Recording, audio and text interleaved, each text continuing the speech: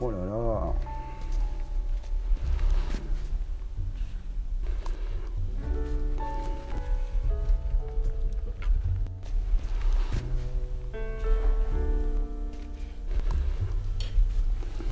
La planche de contact, voilà. Super.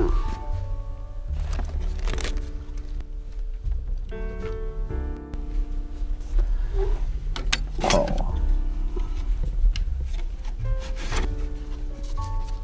Oh, c'est extra.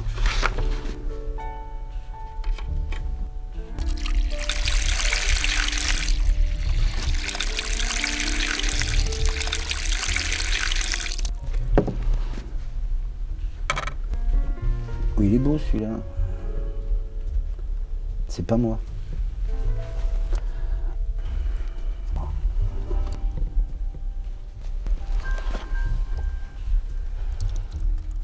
Je me reconnais pas si c'est moi. Et si c'est moi? C'est moi ça. Je fais un retour en arrière.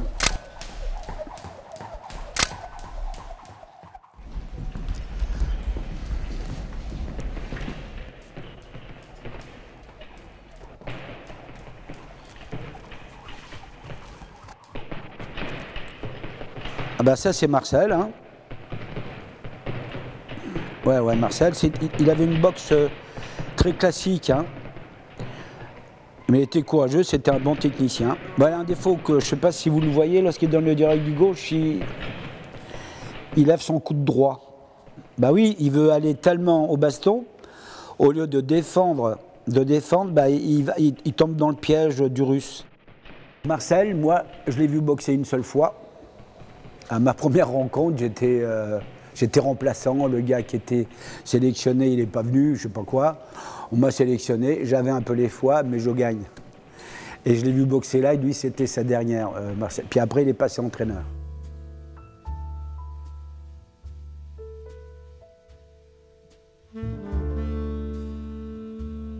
Ah ben dis donc, belle photo là. Je prenais la leçon avec Marcel Laurent de l'époque, et il donnait super bien la leçon, Marcel. Tout le monde était à l'aise pour prendre la leçon avec lui. C'est pas permis à tout le monde de savoir donner la leçon. Moi, je délivrais des actions au sac ou lorsque je boxais, puis ils me demandaient, les boxeurs d'équipe, comment tu fais ça, pourquoi tu fais ça et à quel moment. Donc M. Le Tessier a dû découvrir ça, que des boxeurs, des collègues venaient vers moi pour me demander certaines choses. Et puis voilà, il a dû le voir et puis il m'a incité à être entraîneur. Et c'est grâce à lui que je suis là aujourd'hui. Je n'ai jamais formé personne. Parce qu'ils venaient d'un club, ils avaient déjà des combats, c'est grâce à leur entraîneur que j'ai pu détecter des gamins qui avaient des qualités. Et moi, je les ai aidés à évoluer, je les ai accompagnés dans le coin, je les ai préparés psychologiquement et tout.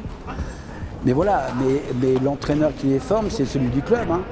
Moi, j'ai apporté ma petite papate, tout simplement. Ben, y en a qui ont reçu, il y en a d'autres moins, et puis voilà. Mais vous savez, dans l'enseignement, si on n'aime pas, j'en parle de la boxe, si on n'aime pas les boxeurs, c'est pas la peine de faire ce métier-là.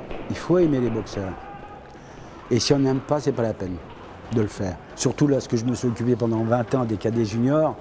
À cet âge-là, ils sont gosses et tout ça, ils me demandaient énormément de choses et je me comportais en papa, en frère, en mère des fois, en kiné plusieurs fois. Mais si on n'aime pas, c'est pas la peine de faire ce métier. Avec les entraîneurs, et puis, ça se passe bien. Ils sont là pour nous faire progresser, donc pour nous faire du bien, donc on voit pourquoi on n'aurait pas de respect pour eux. C'est différent les entraînements avec le véritable combat, c'est totalement différent.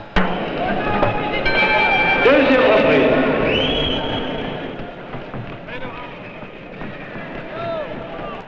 La boxe, c'est avant tout l'assaut. Assaut qui oppose directement face à face deux adversaires selon des règles strictes.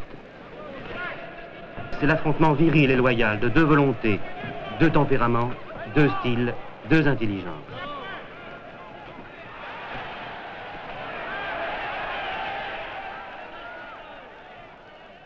Comment expliquer? On peut changer d'attitude. Je suis très bien la veille, je vais tout casser, et puis le lendemain, il y a quelque chose qui me fait, et je suis bloqué, vous voyez. J'avais toujours peur qu'il arrive un accident, voilà. Et je crois que je ne suis pas le seul, hein. Lorsqu'on est entraîneur, on doit penser à ce chaos qui peut être dramatique. Et j'avais toujours peur de ça. Toujours, toujours, toujours. C'est pour ça que je leur disais, sois vigilant au départ, mais impose-toi. Si tu attends que lui s'impose, t'es battu. Donc impose-toi, sois mobile. Ne pars pas comme un fou. Attends un peu, mais tu dois t'imposer uniquement par ta présence. Je leur disais, tu t'imposes, tu coupes la route telle que vous avez, tiens, telle que là, on doit s'imposer pour un peu perturber l'adversaire. Même si tu ne délivres pas de coups, tu dois t'imposer pour montrer que tu es présent.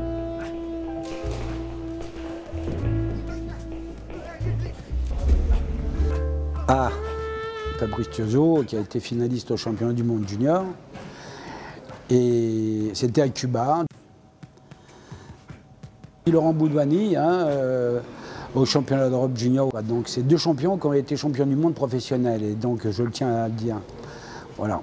Ça a été des grands bonhommes dans le ring. Et puis dans la vie, j'espère aussi. Ah, mon petit Jérôme. Jérôme Thomas. Ouais. J'ai eu du bonheur avec ce boxeur que j'ai découvert à l'âge de 15 ans. C'était un grand boxeur, il n'était pas physiquement fort, mais alors quelle volonté, quelle vitesse gestuelle. Médaille d'argent, il était finaliste à Birmingham au championnat d'Europe junior.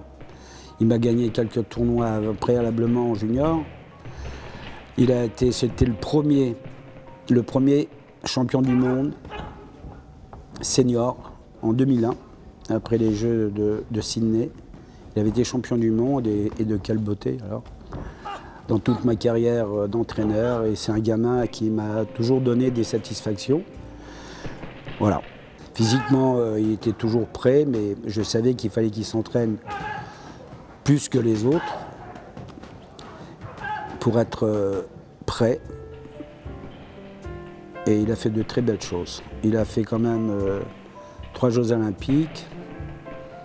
Et pour moi, dans les 2 premiers, médaille de bronze et puis médaille d'argent après, à Athènes, il faut le faire.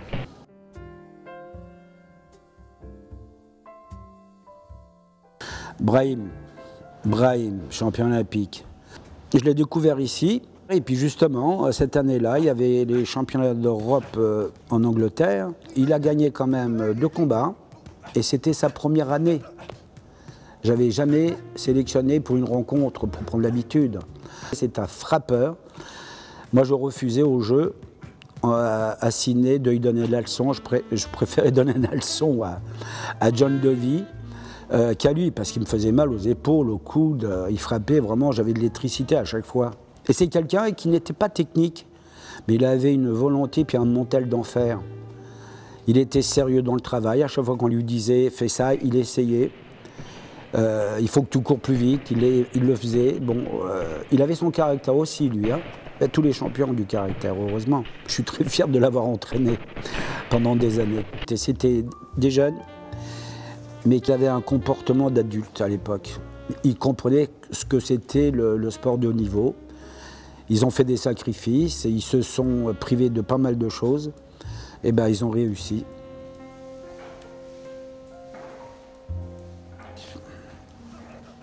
Ah! Et puis, dans les filles, bon, je sais pas, je ramène 3 ou 4 médailles d'or. Je me souviens plus exactement, mais je me souviens de cette photo avec Sarah en Chine, lorsqu'on la déclare battue, en finale, devant une Chinoise, bien sûr. Hein. Et la Chinoise, on l'apprend 4 mois après qu'elle était dopée. Et donc, on a supprimé, on a effacé donc, le titre à la Chinoise pour lui remettre à Sarah, pour lui mettre donc sa médaille d'or. Mais c'est plus la même chose. Lorsqu'on est sur place, tout de suite après, 5 minutes après, on te remet la médaille d'or et tout ça. Et puis là, 6 mois après, ça n'a plus du tout le même impact. Et puis Sarah, ça a été la plus studieuse boxeuse. Elle prenait soin d'elle dans tout. Elle était sérieuse. Elle s'investissait terriblement et puis elle a réussi quand même. Bon, au début, je me suis posé beaucoup de questions. Je ne connaissais rien à l'entraînement des filles. Et puis j'ai vu que c'était la même chose et tout. Bon, j'ai pris mes précautions au départ. On en faisait un peu moins que les hommes, bien sûr. Et puis quelques temps après, non.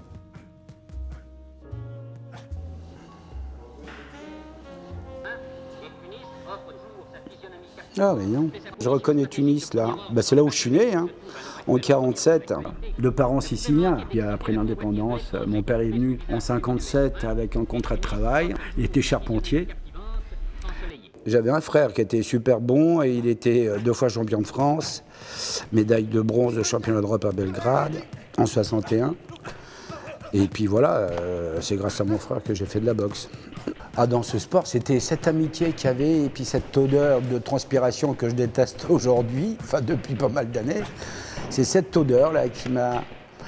je sais pas, c'est une odeur spéciale, cette sudation des boxeurs là qu'il y avait, qui perdaient plus d'1 kilo des fois.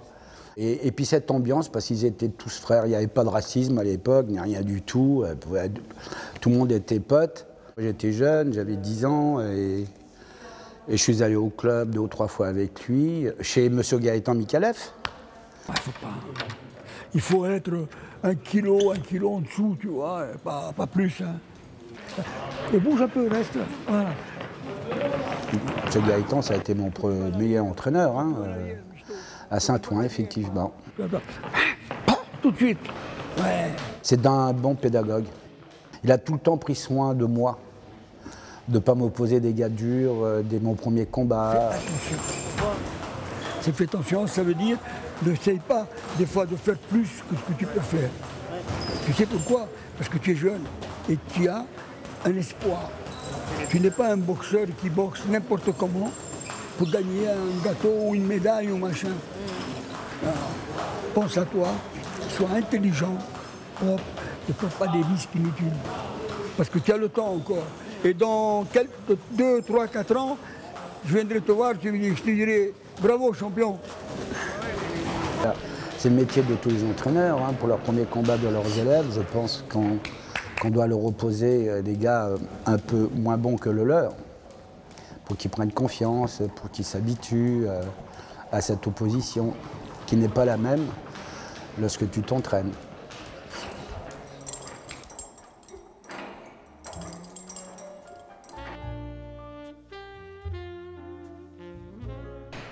Ah, c'est à Madrid. Ah, là, j'avais été battu par Badari en hongrois. Un gaucher, je vous ai dit tout à l'heure, je n'aimais pas boxer les gauchers. Il me cassait les pieds, celui-là. Alors.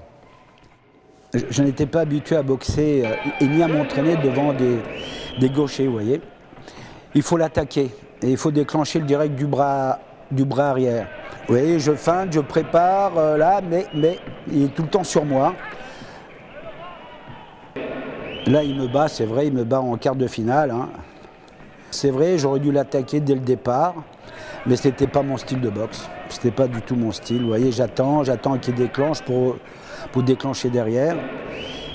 Et c'était un gars qui était très expérimenté. Parce qu'il faut savoir qu'au niveau international, nous, en France, on ne boxait pas tout le temps. Hein. On boxait peut-être une fois tous les 2 mois au niveau international. Et des tournois, il y en avait très peu par rapport à aujourd'hui. Mais dans les pays de l'Est, ça boxait tout le temps. Ils faisaient des tournois en permanence. Si je lève les bras, j'ai cru avoir gagné. J'ai cru, parce que c'était serré et tout. Bon, on me donne battu, je ne sais plus exactement le score, mais ça m'a servi de leçon pour 73.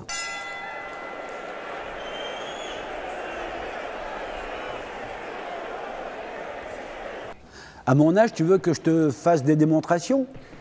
Ben, je vais essayer quand même, ça fait longtemps hein, que... Alors, en premier lieu, il faut avoir une bonne garde qui est sécurisante. C'est ce que j'ai appris sur le plan pédagogique avec M. Mikalev. Mais lorsque je me suis inspiré de la boxe d'Angel Robinson Garcia, au lieu d'être comme ça, tu vois, eh ben, j'étais là. Je provoquais de bas en haut, j'étais plein de feintes, tu vois.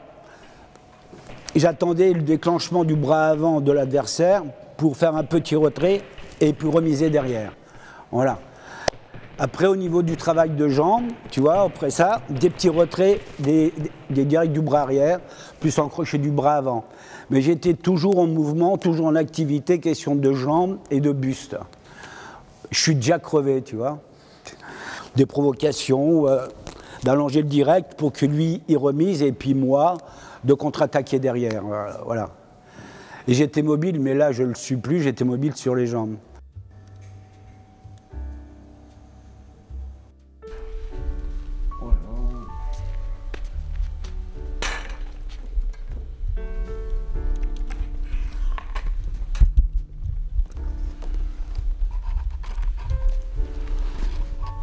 Très bien cette photo, regardez, il y a toutes les couleurs. Du gris, du noir, du blanc. Alors cette photo, elle a été prise 75-76. C'était pour les championnats du monde à Cuba. Là, j'étais militaire. J'avais les cheveux courts, un peu gros.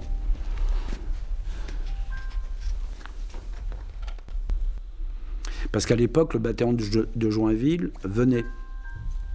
Par le bus, il venait jusqu'à l'INSEP, et puis il repartait de bonne heure à cause de la route. C'est pour ça qu'on s'entraînait à 2h30, et puis on finissait à 4h30, quoi. Puis il repartait, puis moi j'allais au laboratoire. Ah là là, Carpentier, ouais. Grand bonhomme de la boxe. Il était passé un après-midi avec nous. On était en stage, on avait vu quelques films en noir et blanc, effectivement, hein, c'était pas... À son époque, à lui, c'était pas une grande technique, je ne pense pas. Mais il était fin, il était très vite de bras. Et ça, en boxe, il faut avoir une grande vitesse gestuelle, c'est très important. S'il est venu vers moi, c'est parce que j'étais pas la vedette, non, quand même pas, mais j'étais quelqu'un un peu plus doué que certains. Et qui est venu me donner un conseil. À son âge, il était encore bon. Hein. Ça, c'est Alain Ruocco. Eh ouais. Oui, parce que je prenais aussi des photos des boxeurs une fois que j'ai appris la photo. Ça, c'était donc au bâtiment A. On avait 2 rings. Et de ce côté-là, il y avait la lutte et quelquefois le judo. C'est là où j'ai connu Jean-Luc Rouget. On était jeunes, hein. Parce qu'il y avait les lutteurs, quelquefois les judokas qui venaient, et puis on se matait les uns les autres. Mais elle n'était pas grande quand même, cette salle. Et il y avait des rideaux, on fermait lorsque les 2 équipes étaient là, sans s'en ouvrait pour pouvoir s'échauffer. Et puis il n'y avait pas beaucoup de sacs, il y en avait 6 ou 7, quoi. Le chrono est arrivé dans les années 60. Ça nous servait beaucoup pour la préparation physique surtout. Ou alors aussi pour, au sac, pour des changements de rythme et tout, travailler 10 secondes, repos 20 secondes, voilà quoi, pour faire du fractionné, donc on avait besoin de chrono.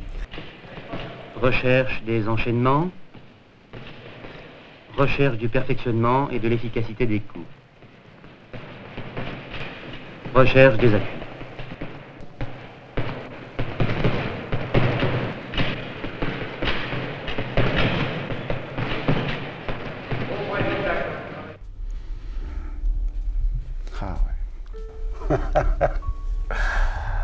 Ouais. Ça, c'était en 71, 72. Bon, j'en avais des appareils, là.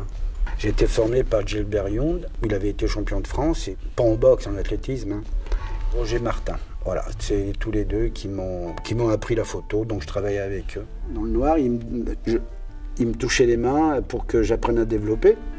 À partir de 71, ils m'ont dit, hop, tu vas au travail. Donc je prenais Roger Bonbuc et tout. Je prenais aussi des mistes africains qui venaient, certains boxeurs professionnels pour signer le livre d'or. Et puis j'avais pris aussi le sautant en hauteur, pas le poignet bas, je crois. J'avais le réflexe tout le temps avec moi. Oui, il fallait être rapide quand même. Hein. Et puis il fallait avoir l'œil quand même. Pareil pour le saut en hauteur, hein. C'était pareil. Hein. On avait que quelques secondes pour faire la mise au point. Et puis appuyer au bon moment. Je boxais, et puis après une demi-heure après, le temps de prendre une douche, tac, je m'installais autour du ring pour faire des photos. Bah oui, c'était mon métier. J'avais même fait une demande. J'avais fait une demande au journal d'équipe pour être photographe, vous voyez. Donc je ne pensais pas du tout être cadre technique. Ça a été oublié vite fait. Et bah, je me suis consacré uniquement à la boxe après. Ma passion. On ne peut plus retourner en arrière et savoir tout ce qu'on sait aujourd'hui. C'est bizarre, hein? C'est vraiment dommage.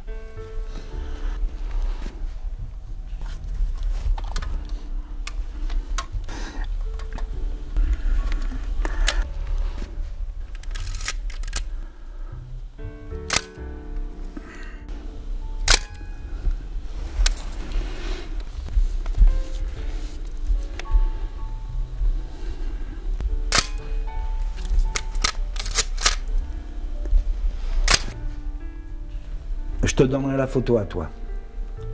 Parce que je vais la développer tout de suite après derrière.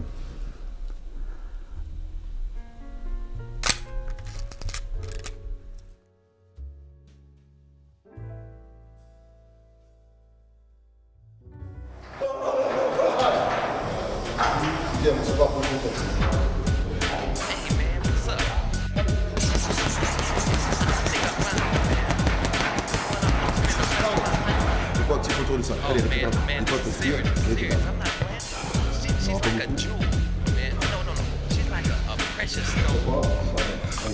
Allez, prochaine fois qu'il est 5 secondes, tu partiras avec.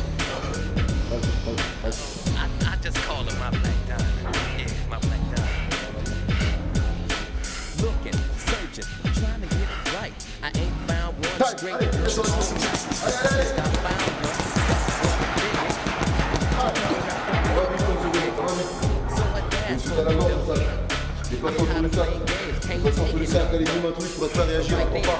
Je vais me signer avant de partir. Bouge un petit peu. Fais pas toi. T'as le temps de récupérer. Tac. Allez, tout de suite. Fais de la passe quand même. Fais de la passe. Laisse ta tête. Laisse le prendre. Tac. C'était le master number one. Non, tous les mecs qui sont arrivés ici, comme vous pour la plupart qui avaient du mal, c'était M. Aldo le technicien. Toutes les compétitions que j'ai pu faire, c'est toujours lui qui a été dans mon coin. Aussi bien en championnat d'Europe, championnat du monde que Jeux Olympiques, à chaque fois, M. Aldo m'a accompagné à chaque fois. Ça a toujours été. On avait une proximité. Et M. Aldo, c'est plus sur la gestion, sur l'aspect technique, sur la préhension, l'analyse des adversaires et des boxeurs. Et je sais qu'il m'a beaucoup apporté. Et M. Adlo était un spécialiste. Après avoir bourlingué pendant 30 ans au niveau international, on ne peut que être un spécialiste.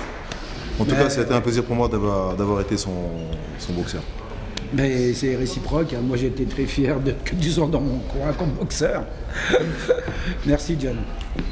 Question prêt? Voilà.